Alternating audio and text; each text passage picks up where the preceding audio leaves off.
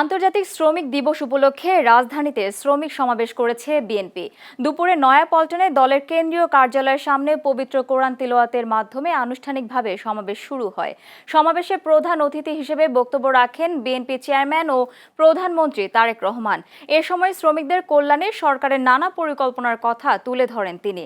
এদিকে সমাবেশ শুরুর আগেই নয়াপল্টন এলাকায় বিএনপির কেন্দ্রীয় কার্যালয়ের সামনে নেতাকর্মীদের ঢল নামে। সকাল থেকেই বর্ণিল ব্যানার, ফেস্টুন ও খণ্ড খণ্ড মিছিল নিয়ে তারা সমাবেশস্থলে জড়ো হন। এতে পুরো এলাকা জনসমুদ্রে পরিণত হয়। স্লোগানে স্লোগানে মুখর হয়ে ওঠে আশপাশের সড়কগুলো। সার্বিক নিরাপত্তা জোরদারে এলাকায় মোতায়েন করা হয় বিজিবি।